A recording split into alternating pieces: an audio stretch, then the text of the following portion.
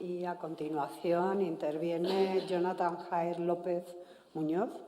Él se ha formado en la Universidad de Murcia y también en la Galería de Arte Moderna de Roma. Es máster en Estudios Avanzados de Museos y Patrimonio Histórico-Artístico por la Universidad Complutense de Madrid. Ha sido becario en el Departamento de Historia del Arte Moderno en la Facultad de Geografía e Historia de la Universidad Complutense y actualmente es investigador contratado predoctoral con una ayuda del Ministerio de Ciencia, Innovación y Universidades para la realización de su tesis. También se encuentra realizando investigación en la Universidad de Roma, La Sapienza, sobre el tema femenino singular, las mujeres y las artes en la corte española de la Edad Moderna. Y hoy nos va a hablar sobre el Museo Provincial de Antigüedades de Santa Águeda de Barcelona, una institución en busca de una identidad.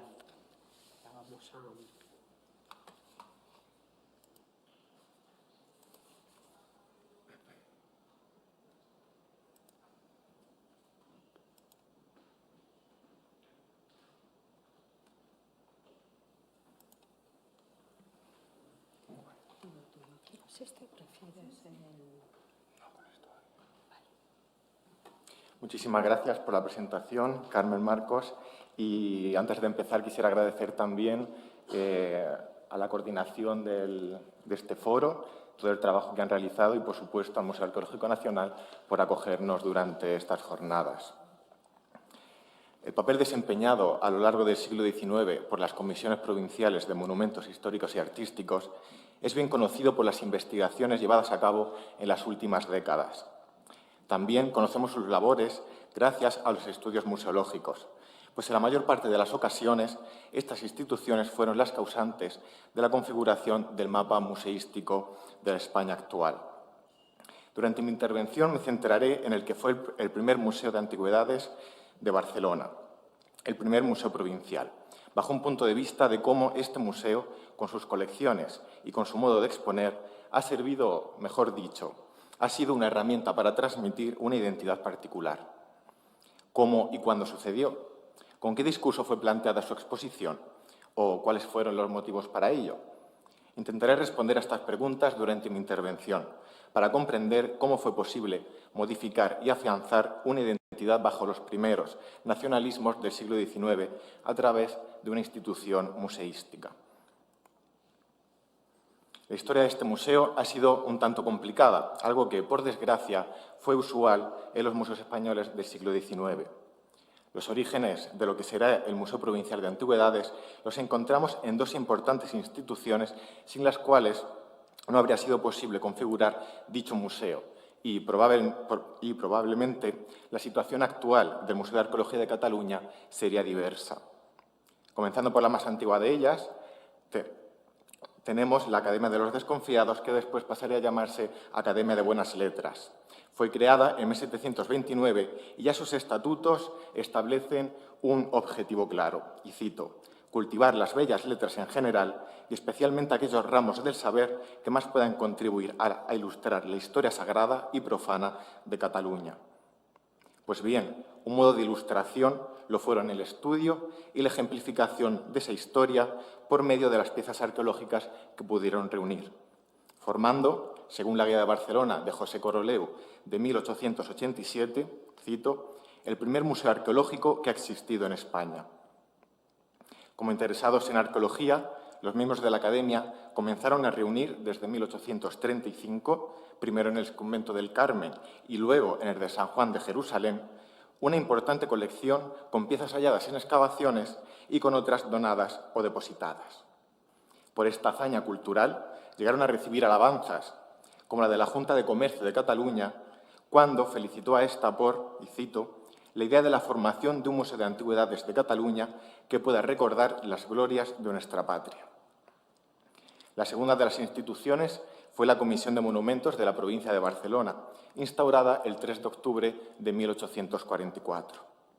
Dado que su junta estaba formada por miembros de la Academia de Buenas Letras, entre otras, trataron de no entrar en conflicto con sus intereses, por lo que la colaboración entre ambas fue la tónica general a seguir.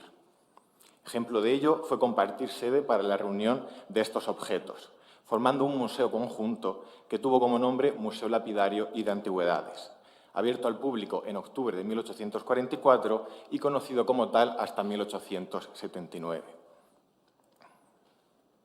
En 1875 tuvieron que desalojar los espacios que ocupaban en el convento de San Juan de Jerusalén. La tarea de encontrar un lugar digno donde reubicar la colección fue bastante compleja. No obstante, después de serias disputas con las diferentes administraciones territoriales, les fue cedida la Capilla Real de Santa Águeda, espacio que forma parte del Palacio Real Mayor. Este cambio de sede supuso un replanteamiento expositivo. Fue el momento de redefinir el museo y utilizar un discurso que transmitiera a la sociedad, pues desde hace unos años eran conscientes del importante papel que tenía el museo en beneficio de la ilustración pública. La riqueza artística de Cataluña en general y de Barcelona en particular residía entonces en los restos romanos y medievales, y con estos proyectaron dos potentes museos sobre las particularidades de su región. Configurarían dos tipos de museos a través de la separación de las colecciones. Un museo de antigüedades cristianas, que estaría ubicado en la capilla, y un museo de antigüedades profanas con sede en la Universidad de Barcelona. En el cristiano se expondrían las piezas relacionadas con la liturgia, es decir, cualquier clase de objeto relativo al cristianismo. Si tenemos en cuenta que fue la propia Comisión de Monumentos la que solicitó devolver el culto a la capilla, esto nos hace pensar en la posible utilización de la religión como instrumento para conectar directamente al público con la colección. Hacer uso de la devoción popular a través de la religión para crear una simbiosis entre contenedor y contenido bajo el aura espiritual. Una forma de explotar el poder sacralizador del espacio para divinizar de la misma forma las piezas allí expuestas. El museo profano estará dedicado a exponer todo el resto, mayoritariamente hallazgos romanos, que no era otra cosa más que evidenciar uno de los pasados más remotos de la provincia, un inicio de su propia historia que debía ser conocido. Y, al ubicarlo en la universidad, dotarían a la capital de un lugar dedicado exclusivamente al conocimiento y a la formación de las personas, elemento de vanguardia en la didáctica, como ya estaba sucediendo en otras ciudades de España y de Europa. En definitiva, crear dos museos de tipologías discursivas bien definidas y, además, con la cronología como hilo conductor. No obstante, a pesar de los esfuerzos de la Comisión de Monumentos por llevar a cabo estos proyectos, no pudo ser posible, pues desde la Ley de 1867 sobre la creación de museos arqueológicos provinciales se debían concentrar en un único espacio tales colecciones.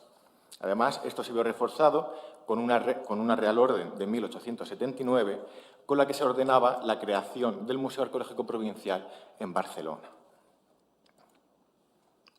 Finalmente, el Museo Provincial de Antigüedades se compuso con una colección que abarca un gran arco temporal, desde época hispano-romana a la Edad Media, aunque es cierto que también habían algunas piezas griegas, egipcias y de Renacimiento, así como una importante colección numismática.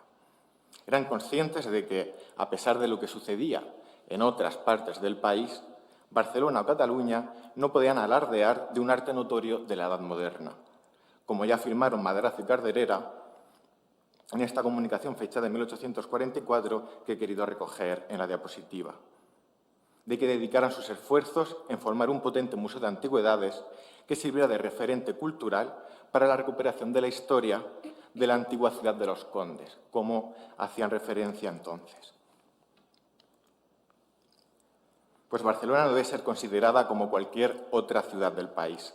Había sido durante mucho tiempo una gran capital, lugar de poder y de riqueza, si bien en una época anterior.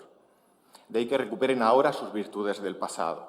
O, como ya dijeron a mediados del siglo XIX, crear un museo con el que, y cito, ilustrar la historia y antigüedades de este principado. Asimismo, si la grandeza histórica y artística para los catalanes residía en la Edad Media, qué mejor forma de relatar este discurso a través de un museo de antigüedades contenido dentro de una capilla categorizada como la joya impecable del arte ojival.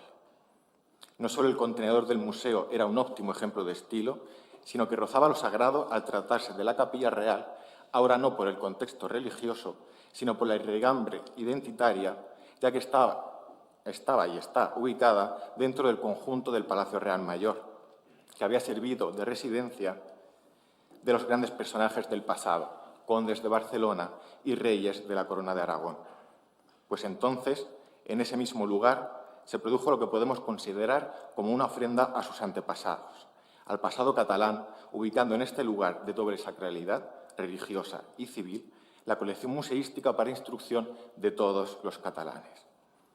Un museo, más bien, un santuario religioso, artístico y cultural, que a pesar de que se formó definitivamente en fechas tardías, 1877, 1879, cuando ya existía el Museo Arqueológico Nacional y otros tantos provinciales, también trató de asemejarse a varios museos nacionales europeos, como por ejemplo el de Cluny de París o el de Kensington de Londres, para imitar sus soluciones museográficas. Con los ejemplos de estos museos nacionales, puede que el de Barcelona quisiera conseguir tal estatus, el de convertirse en un museo representante de las glorias nacionales y santuario de los testigos del pasado, pues cada vez era mayor la necesidad de recuperar su historia como capital de un importante reino, que había estado gobernado por grandes y mitificados personajes, los cuales se hallan enterrados en majestuosos santuarios. No solo implantarían en su discurso el afecto hacia el pasado o la necesidad de conocerlo, sino también establecerían un estilo puro y propio, siendo esto, a su vez, un modo de neutralizar la falta de ejemplos artísticos meritorios pertenecientes a otras etapas diversas de la Edad Media. Siguiendo con el tópico de renacer de la cultura, utilizaron como discurso la potente industria y comercio que estaban experimentando en el presente, para enlazarlo con el pasado comercial que había desempeñado la ciudad durante toda la época medieval. Historiadores del momento, como José Puig Garí, hicieron esta conexión, haciendo resurgir los vestigios artísticos como única forma de avanzar hacia el progreso, pues, y cito sus palabras, el arte hace la industria y la industria hace la riqueza.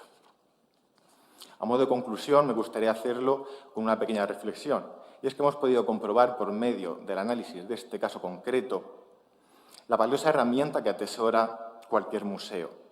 Debemos recordar que no es solo un continente de objetos, sino que es también un ente parlante, el cual, una vez creado, cuenta y transmite historias, siendo deber de los historiadores el darles forma y sentido para beneficio e instrucción de la sociedad.